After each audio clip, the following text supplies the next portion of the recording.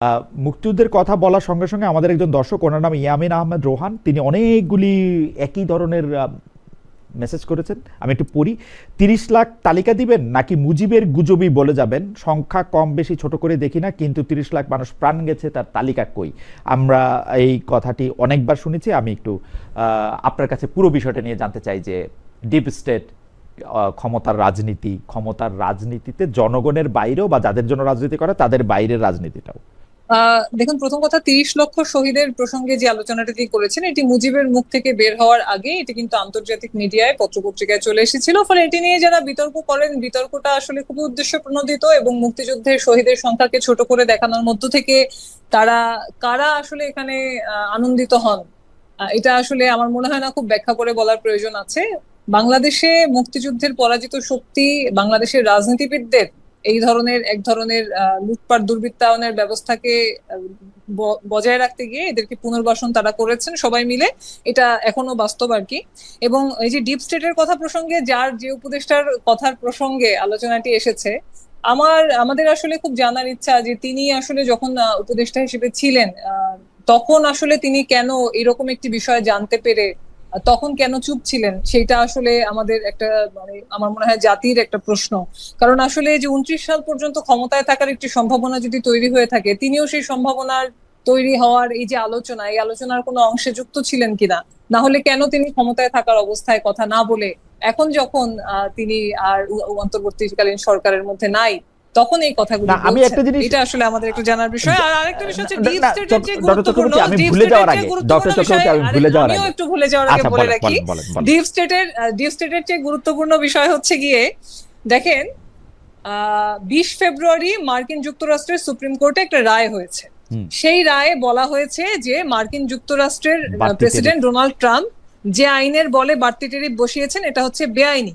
এবং সেইটা নিয়ে মালয়েশিয়ার পররাষ্ট্রমন্ত্রী কিন্তু বলেছেন, ফলে যেহেতু যুক্তরাষ্ট্রের সুপ্রিম কোর্টের রায় হয়ে গেছে, ফলে এইটার বিষয়ে যত তিনি ট্যারিফ বসিয়েছেন সব হচ্ছে গিয়ে এখানে অকার্যকর হয়ে যাবে। আমাদের দেশের মানুষজন যারা এখন ডিপ স্টেটের বিরুদ্ধে কথা বলছেন, যারা সাম্রাজ্যবাদের বিরুদ্ধে কথা বলার মতো এক ধরনের ইমপ্রেশন তৈরি করতে চাচ্ছেন, তাদের মুখে, না সরকারি দলের মুখে না বিরোধী দলের মুখে, এরকম একটা মার্কিন যুক্তরাষ্ট্রের আদালতে যে চুক্তি বাতিল হয়ে গেছে সেইটা নিয়ে সংসদে একটা কথা বলার মূরত্ব কারণ নাই।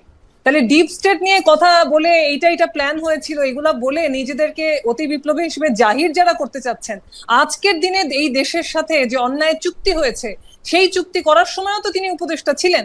আজকেও তো তার দলের এখানে সংসদ সদস্যরা আছে, এই যে জামাত ইসলাম, যারা বিভিন্ন সময় খুবই দেশপ্রেমের সবক দিয়ে থাকে। আবার হচ্ছে বিএনপিও তো বাংলাদেশ ফার্স্ট এটা বলে তো তারা হচ্ছে গিয়ে সংসদে গিয়েছে। সেই চুক্তি নিয়ে তো ডিপ স্টেটের বিরুদ্ধে বলেন, ইউনাইটেড স্টেটের বিরুদ্ধে বলেন, কোন স্টেটের বিরুদ্ধে তো কেউ শব্দ উচ্চারণ করছেন না। ফলে অতীতে কি হয়েছিল সেই সময় আমি সেখানে ক্ষমতায় থেকেও কথা বলি নাই, আজকে আমি হচ্ছে নিজেকে জাহির করার চেষ্টা করছি। এই ধরনের আমরা বলবো যে রাজনৈতিক ভাবে এই ধরনের স্টান্টবাজি, এগুলি বাংলাদেশের মানুষ অনেক দেখেছে। যে নজরুলের একটা যৌবনের গানের মধ্যে নজরুল বলে গিয়েছেন যে অনেক যুবক আছে যাদের যৌবনের ঊর্ধ্বের নিচে বার্ধক্যের কঙ্কাল মূর্তি। তো এইরকম অনেক তরুণ উপদেষ্টারাও আমরা দেখেছি যে যারা আসলে শুধুমাত্র বয়সেই তরুণ, কিন্তু মাথার মধ্যে ব্যবস্থাটা সেটা হচ্ছে একেবারে বস্তা পচা সেই পুঁজিবাদী সাম্রাজ্যবাদী পদলেহনের ব্যবস্থা। ফলে এখানে শুধুমাত্র বয়সে তরুণ, বয়সে নতুন, সেইটা দিয়ে আসলে রাজনীতি নির্ধারিত হয় না, এটা তারা আবারও প্রমাণ করলেন। আমরা যখন ডিপ স্টেটের কথা বলি এবং সেটা আমরা স্টেটটা কি ধরনের স্টেটে আছে সেটা আমরা জানি না, এবং আমরা এগুলি প্রায়ই শুনি, কিন্তু যেটা দেখি মুখে যা কিছুই বলি, মধ্যপ্রাচ্যে এত বড় অন্যায় হইতেছে সেইটা আমরা মানে না সরকার, না বিরোধী দল, না অন্য কেউ, এইটা আমেরিকার নামটা আমরা মুখে আনতে পারি না। আমি জামাতে ইসলামের সেক্রেটারি জেনারেলকে জিজ্ঞেস করছিলাম যে আপনারা যে বিবৃতি দিলেন এর মধ্যে ইরানকে আক্রমণ করছে তো বোঝাই যায় না, মানে আমেরিকার তো অংশগ্রহণই বোঝা যায় না। উনি বলছেন সব নাম তো সব জায়গায় দিতে হবে না, সিরিয়াসলি বলছেন কিন্তু।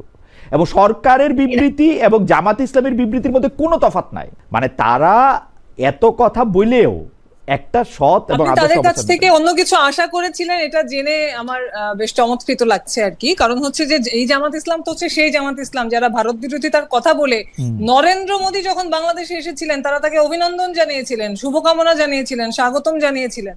ভারত বিরোধিতাকে রাজনীতির তারা মূল ভিত্তি বানিয়েছেন, মূল নীতি বানিয়েছেন, কিন্তু তারা তো সেই কাজ করেছেন। ফলে সেই সময় কিন্তু মার খেয়েছিল বামপন্থীরা।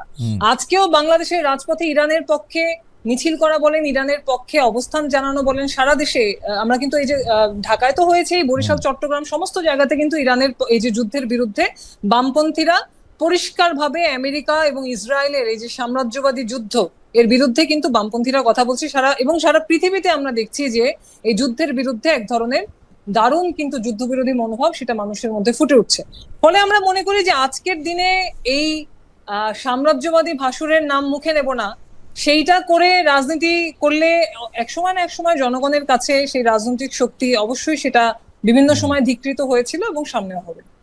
ডক্টর জাবিন কিছু বলতে চাইছিলেন, ডক্টর জাবিন এর কথাই আমরা শেষ শুনবো। আমরা একটু দর্শকদের কথা একটু বলি। কড়াকড়ি নয়, ভারতের ভিসা নীতি স্বাভাবিক দেখতে চান পররাষ্ট্র প্রতিমন্ত্রী শামা ওবায়দ ইসলাম।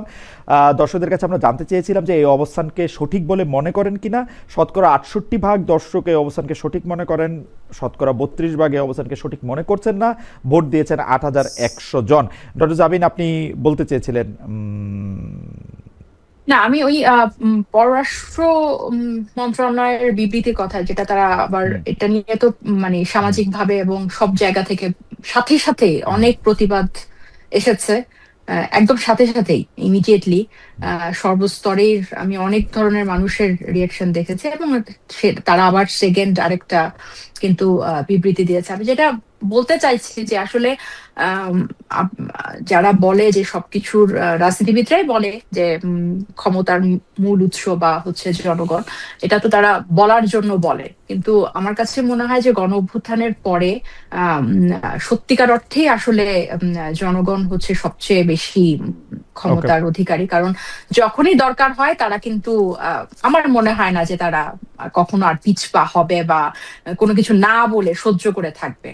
এই যে এই জুলাই সনদ বাস্তবায়ন যে হলো না, বা এই জায়গা থেকে যে আমরা সরে আসতে এক ধরনের বাধ্য হচ্ছি, এবং একটা অকার্যকর বিরোধী দল যে আমরা দেখছি, এগুলোর রিপার্কেশন বা এগুলোর কন্টিনিউশন বা এগুলোর রেজাল্টও কিন্তু আমরা সামনে পাবো। Okay, thank you so much doctor Jabin. আপনিও একটা শেষ কথা বলতে পারেন ডক্টর চক্রবর্তী, আপনার যদি কোনো কিছু বলার থাকে এর মধ্যে থেকে একটা প্রসঙ্গে আপনি 2 লাইন বলতে পারেন, কারণ এটা আপনাদের অসংখ্যবার শুনতে হয়েছে, আরো কয়েকশোবার হয়তো শুনতে হবে। সেটা হচ্ছে বামরা কি করেছে বাংলাদেশের জন্য।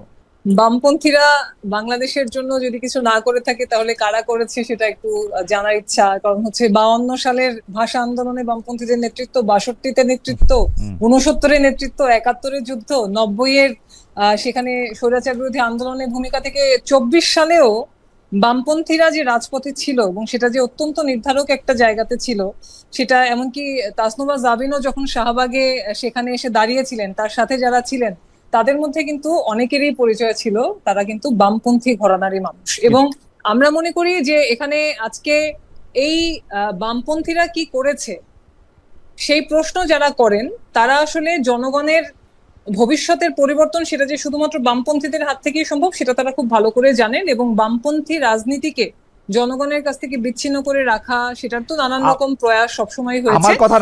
আমার কথা না এটা, কিন্তু বামপন্থীরা যে এত তীব্রভাবে আওয়ামী লীগের সঙ্গে মিশে যায়, কখনো কখনো বিএনপির সাথে মিশে যায়, সেইটা বা কেমন? এটা আমার কথা না। ইসলামিক দলগুলি যে আওয়ামী লীগের সাথে মিশে যায় সেই বিষয়ে তাহলে কথা বলুন। খেলাফতে মজলিসের একটা অংশ আপনি তো আমাকে তর্কে হারাচ্ছেন, তর্কে তো আপনি আমার সঙ্গে জিতছেন চক্রবর্তী, তর্কে তো আপনি আমার সঙ্গে জিতছেন। আমি তো তর্ক করতে চাইতেছি না, আমি বলতেছি যে এটা কিরকম, মানে এত বেশি এই যে এত নেতৃত্ব, এত সংগ্রাম, এত আত্মত্যাগের পরেও মানে অক্সিলারি ফোর্স হয়ে বারবার থাকাটা কেন, মানে কেন এরকম মিলে? এবং অক্সিলারি ফোর্স যে কারণেই হোক, বামপন্থীরা অক্সিলারি ফোর্স হয়ে আছে বলেই কিন্তু আজকে বাংলাদেশের রাজনীতিতে সত্যিকারের পরিবর্তনটা হচ্ছে না। বাংলাদেশের যে রাজনৈতিক পরিবর্তন হচ্ছে না সেটা আমাদের বাম রাজনীতি শুধু না, এখানে দেশপ্রেমিক প্রগতিশীল মানুষদের যে রাজনৈতিক শক্তি সেটা প্রমিনেন্ট হতে পারছে না বলেই কিন্তু বাংলাদেশের রাজনৈতিক পরিবর্তন হচ্ছে না। আমরা সেই রাজনৈতিক পরিবর্তনের জন্য আশাবাদী, আমরা সেই লড়াইটা করতে চাই, আমাদের যতটুকু সামর্থ্য থাকুক আমরা সেই লড়াইটা করছি। এবং আমরা মনে করি বামপন্থীরা শক্তিশালী হলে একমাত্র বাংলাদেশের রাজনৈতিক ভাগ্য পরিবর্তন সম্ভব। ওকে, ডক্টর চক্রবর্তী আপনাকে অনেক ধন্যবাদ ডক্টর জাবিন। আপনার এই আলোচনা, ডক্টর চক্রবর্তীর এই আলোচনার বাকিটা আমার সাথে যদি কখনো দেখা হয়, জন্নাত সাকিব ভাই থেকেও একটু বাকিটা শুনবো। আমরা এই কন্টিনিউ করতে থাকবো এই আলোচনা, এবং এই আলোচনা চলতে থাকুক, এই কথা জারি থাকুক। আপনারা দুইজন আমাদের সাথে অনেকগুলি বিষয় নিয়ে কথা বলেছেন, খোলাখুলি অনেক বিষয় আমাদের পরামর্শ দিয়েছেন বা মন্তব্য করেছেন, অনেক দর্শক আমাদের সঙ্গে ছিলেন। আপনাদের দুজনকে অনেক ধন্যবাদ জানাই আজকের অনুষ্ঠানে।